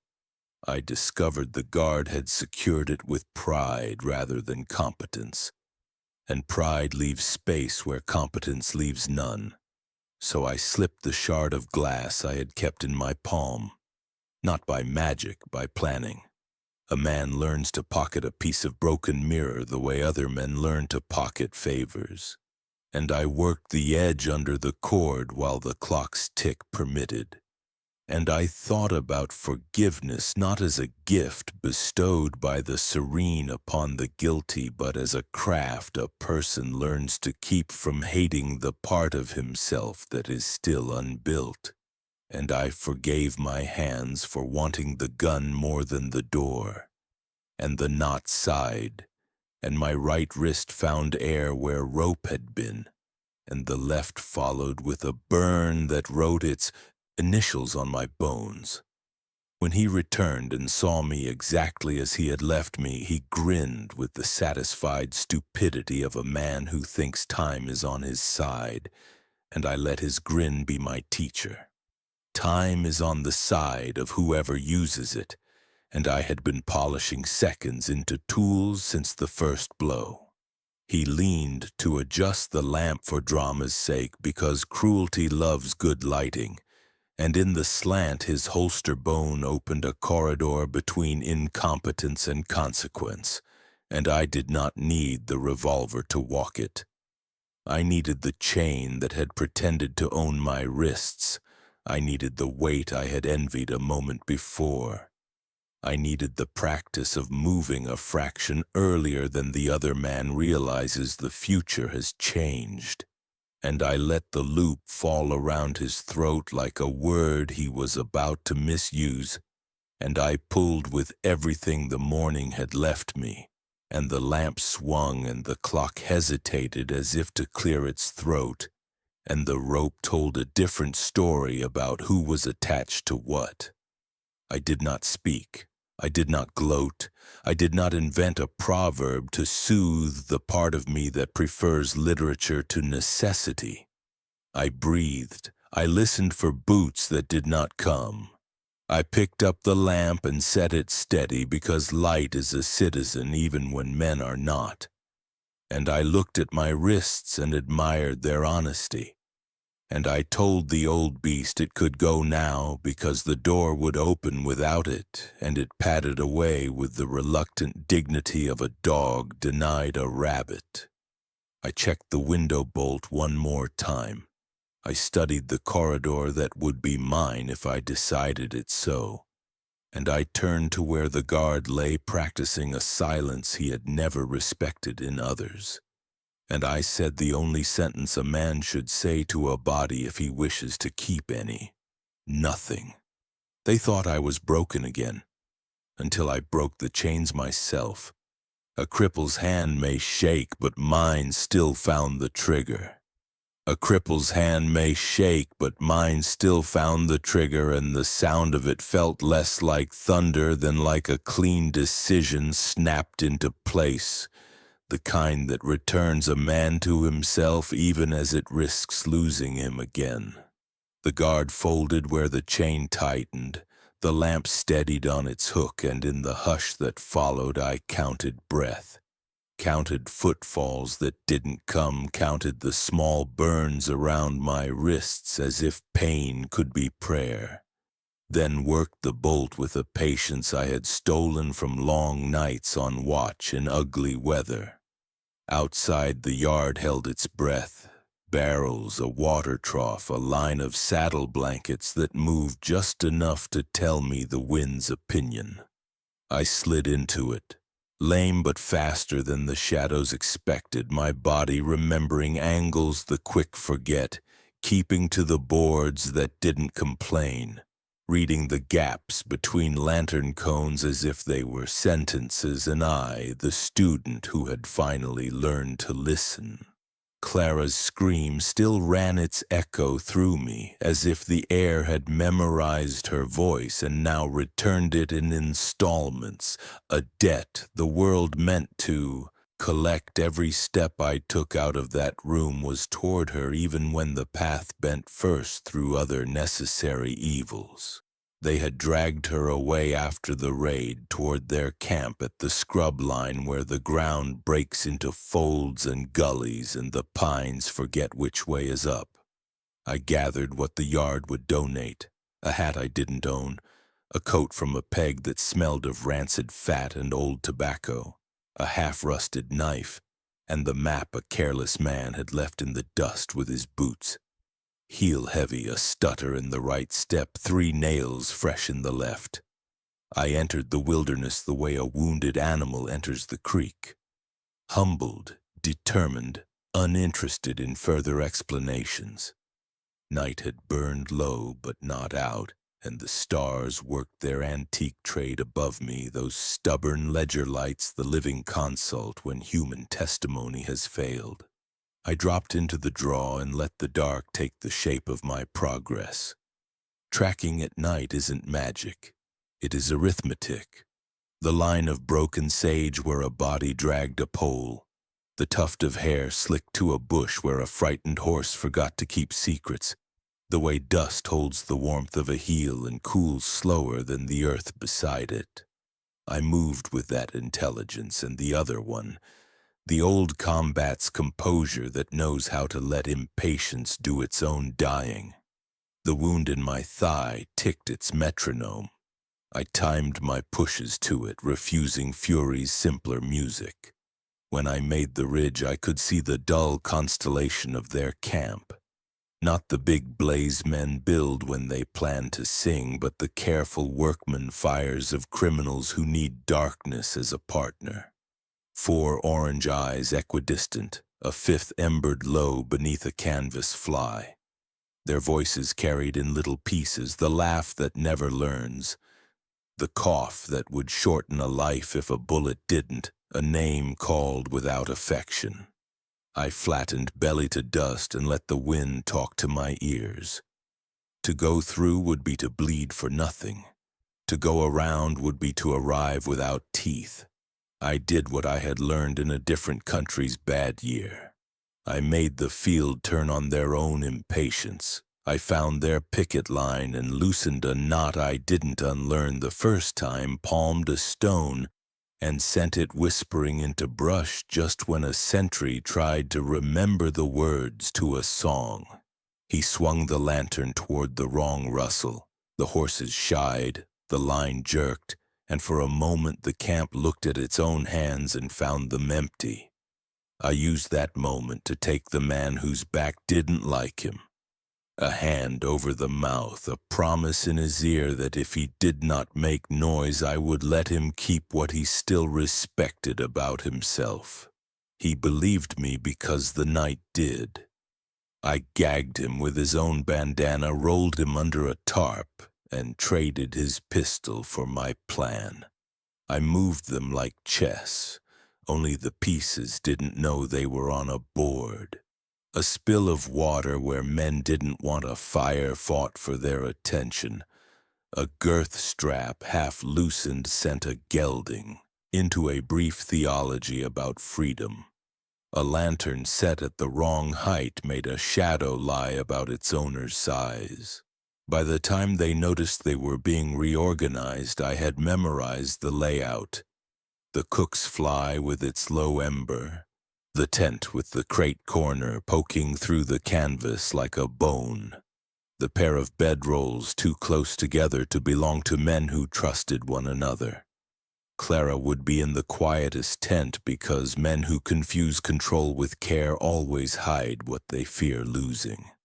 I crawled to it through a channel of darkness the fires had built for me and slit the seam where the canvas had been mended twice already by a needle that had become sentimental. Her eyes found me before her mouth did. We had no right to speak, we did not.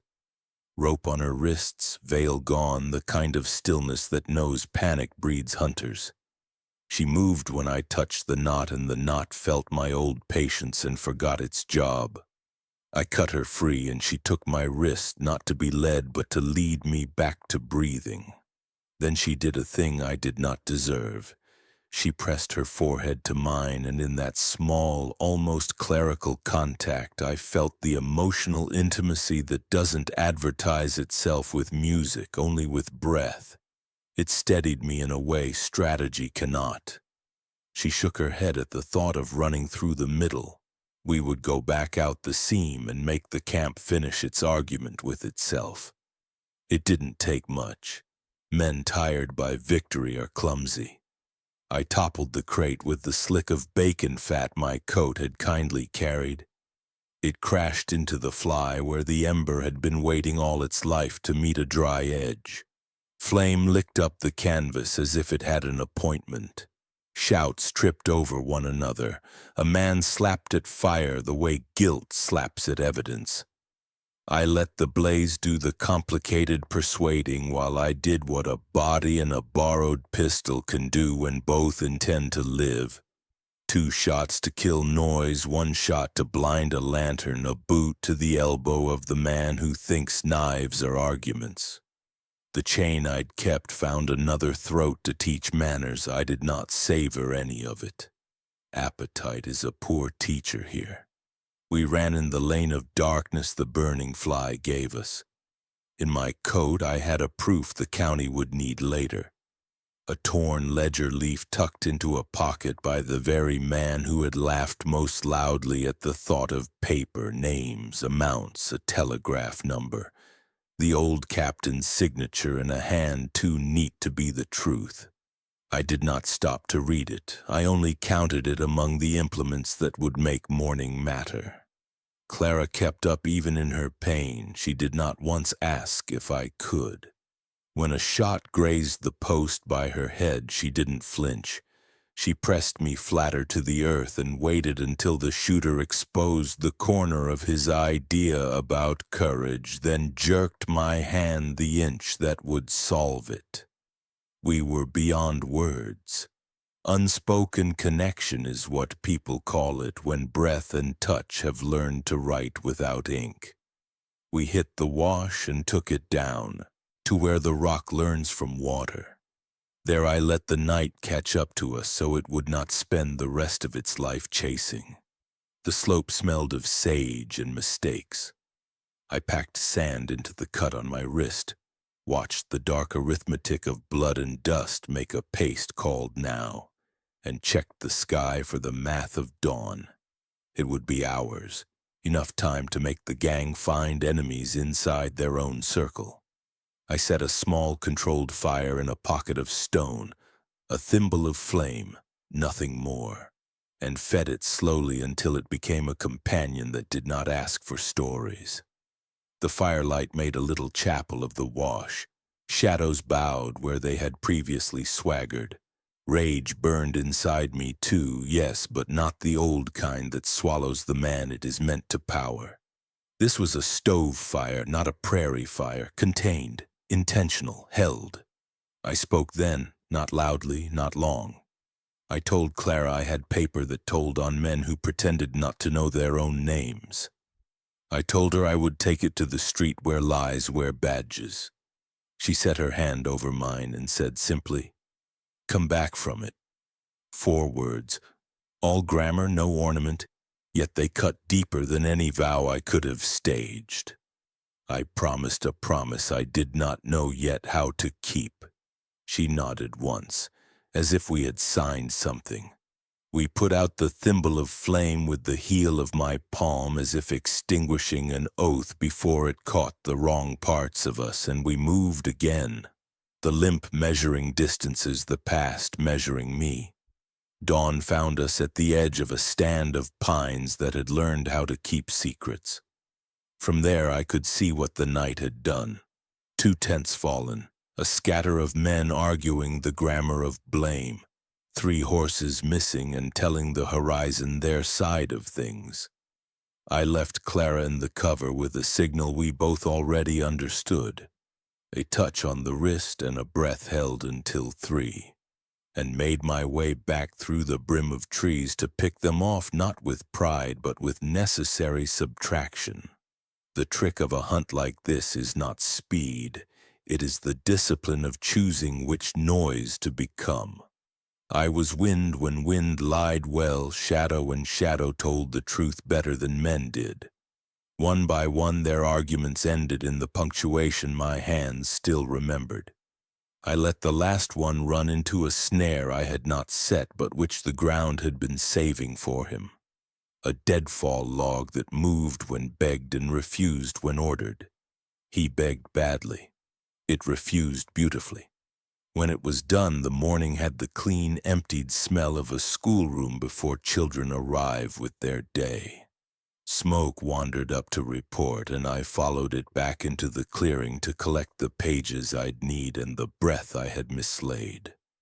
The fire had mostly eaten its sermon and left the charcoal punctuation of a warning. I stood in it like a man who has returned to his childhood house to find the wallpaper smaller. Around me, bodies and the silence that knows their names. Over me, a sky pretending not to have seen anything impolite. Beside me, the arithmetic of what would come next. And then, from the line where shadow becomes stage, a single figure stepped through like a conclusion the paragraph had been postponing. Cyrus Maddox, hat straight, coat singed, grin newly invented. Alone. When the smoke cleared, only Cyrus remained. The cripple they mocked was gone. The gunslinger they feared had returned. The cripple they mocked was gone. The gunslinger they feared had returned, and the county knew it before noon had the courage to call itself afternoon. I brought Clara as far as the livery's back wall and gave her to the shadows that favored her. She touched my sleeve in that way a person does when she refuses to call it goodbye. And I walked the rest of the way into town carrying proof in my coat and decision in my bones. Word runs on roads faster than horses. By dusk, the square had arranged itself like a courtroom that had forgotten how to seat a jury. Shopkeepers hovered in doorframes. Boys climbed where roofs are more ambition than architecture.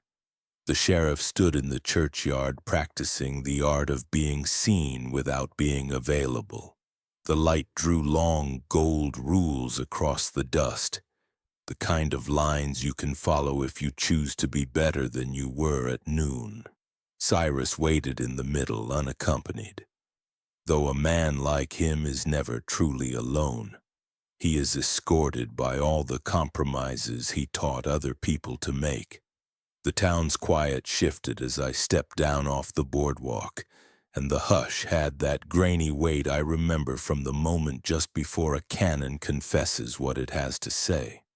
My limp wrote its old signature in the dirt. He smiled like a lender who expects to be paid in spectacle. Elias, he said, a teacher rewarding himself for recalling a difficult student's name. I saw the ledger behind his teeth. I saw the ravine in the way his feet preferred the ground. I did not answer with words. I answered by laying the paper on the horse trough and letting the evening take a good look. The page did its simple work. Numbers are confident liars until you hold them to a lamp. Then they tell their mother's maiden name without being asked. There it was, telegraph fees tallied against an ambush, a signature that could not have been my captain's unless time had taught him a new hand. Payouts to deputies whose stars had tarnished in the exact pattern of their shame. Cyrus tried to laugh, but the sound had too much air in it. It floated away without saying anything. Forgery, he offered, the way a man offers a handkerchief to a man who is bleeding out. The sheriff stepped forward, then an inch backward, then stopped where a conscience sometimes begins. You were the courier, I said, and my voice surprised me. It wasn't a shout, it wasn't even a growl, only the tone I use when a horse responds to its real name. His eyes flickered, and the town learned something about him that his grin had hidden. He was not brave. He was thorough, which is sometimes cheaper. I carried messages, he answered, like any working man. And the light swung across his cheekbone like a pendulum measuring the exact time a lie stops serving its owner. And you sold us for it, I said. And suddenly the square felt like the clinic of a second chance, where diagnosis is the first mercy, where saying the worst thing out loud makes room for breath to come back. He opened his arms as if embracing a congregation. You want me guilty so you can be holy. There it was, the gospel of scoundrels. Redemption is stagecraft, mercy is a trick table. I didn't let the line find purchase. I want you named so the county can hear itself, I said. And somewhere behind me a window shade lifted, and behind it a woman put her hand on a child's head. and the child stood still, and the world performed a small, unwitnessed correction. He drew first, not his pistol, his voice. "You all begged for wolves when you were too tired to become shepherds," he told the gathered fear. "Now you want the wolf punished for eating?" The speech might have worked at noon. Dusk is less gullible. The paper on the trough held its breath and waited to be believed. I let his sermon finish itself. Then I put my hand to the holster, not fast, clean, the kind of motion a man makes when he is not auditioning. The square inhaled. Hat brims dipped. Someone whispered a prayer that didn't require an amen. We stood the way men stand when they have run out of news. The sun's edge touched the ridge, and the day put on its last color. I let it find my face. I let it write a little warmth into places the war had iced. He shifted weight to his right foot the way he always had when the next sentence would be a lie. I watched his hands, not his eyes. Eyes will flatter you into foolishness. Hands are honest even when they serve a thief. His right went low. His left flared a distraction. I did nothing. Patience is the insult men like him cannot bear. The space between us filled with that pressure that turns boys into stories and stories into funerals. I did not intend to become either. Then everything narrowed. A sleeve twitched, a mouth line hardened. The wind took one more message from the hills and delivered it to no one. His gun leapt like a fish that preferred another river. Mine came up like a promise that had been kept so often it had become a reflex. 2 shots, almost not 2. You don't hear them when you're inside them. His hat spun. His coat found a seam in the air and used it to sit down on the wrong piece of earth. His pistol disagreed with gravity and then conceded. He gasped, not from pain, from surprise that the story he had paid to be in charge of was suddenly being written by somebody else. I crossed to him without hurry because speed is gossip and I had nothing left to prove to it. He clutched at my boot, not in petition, in bookkeeping, trying to inventory what dignity could be saved before the tax man came. I nudged the weapon away from his reach and holstered mine because the conversation had changed subjects. "Say it," I told him, not for my sake, for the county's, for the page drying on the trough, for the boy who would ask tonight at supper why the world kept choosing men like him. He looked toward the sheriff, then toward the pastor, then toward the place where his gang usually stood, found no instrument willing to accompany him, and turned at last to the only audience that would not interrupt. The dust. "I carried what I was paid to carry," he said. "So did you. There it was. The cheap equivalence, the counterfeit coin cynicism pays when it owes the truth interest. I knelt so my shadow would not be bigger than the moment. I carried men," I said. "You carried their deaths." My voice surprised me again. It had mercy in it, and I hadn't invited mercy to this meeting. Rage was present, yes, but it had taken a seat and put its hat in its lap. I cocked the hammer, not as theater, as punctuation, the sound that reminds a paragraph it cannot go on forever. Across the square, someone moved, the small sudden, the kind that should belong to leaves in a later season. A figure stepped out from the seam between 2 buildings like a footnote that had been waiting a decade to be cited. An older deputy, hat in his hands, eyes full of resignation rather than courage, walked forward and said he'd signed for telegraphs he hadn't read. Accepted coin he had described to himself as tax. Told his wife it was just a fee for keeping peace. He pointed at the ledger leaf, at the captain's hand he knew wasn't the captain's, and the quiet turned into a different kind of quiet. The one where a town decides whether it will keep pretending the mirror lies for its benefit. The sheriff took a half step into his own oath and said nothing. That was, finally, the correct choice. Sometimes a lawman's best service is to remove his voice from where justice needs a throat. Cyrus tried for one last purchase. "You kill me and you make the legend you've been hiding from," he hissed. "You spare me and they'll call you coward again." He thought he had me in a trap built from my earlier lives. But traps age when you leave them in weather.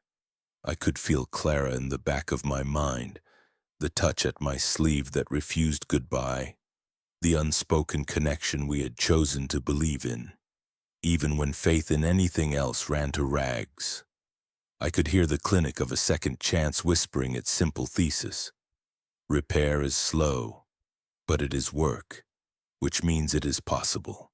I thought of the diner's late-night window and the couple's hands finding each other after language failed, of the cracked sidewalk where a boy drew a door the courts forgot to build, of a penthouse where money had tried to teach itself the grammar of affection and failed, of streetlights that keep vigil for strangers without charging them rent. All those rooms are one room when a man chooses who he will be at dusk. I angled the barrel until the circle of its attention rested at the center of his chest. The crowd's breath synchronized the way heart monitors do when hope re-enters a ward. Somewhere a dog decided not to bark. Somewhere else, a bell that had been knocked crooked earlier found a better angle and fixed itself. "Elias," Cyrus whispered, and for the first time my name sounded small in his mouth. I saw not only the courier who sold us to Fog, not only the tyrant who rented the town's fear and sublet it for profit, but a man who had been offered duty once and shook hands with money instead. There is no romance in naming that. There is only accuracy. My finger took up the slack it had been trained to take. That was when I heard her. Not a scream this time. Not the sound that had torn the morning open and poured me back into an old uniform. A voice, raw and careful at once, threading its way through dusk as if the light itself were willing to carry it safely. "Elias," Clara said, not as command, not as judgment, but as address, the way a woman might call a man to supper after he has been out in weather too long. The way a friend says your name when you've nearly walked past the door you meant to knock on. And then, because the moment needed a word big enough to hold it, she gave me the hardest one. "Don't."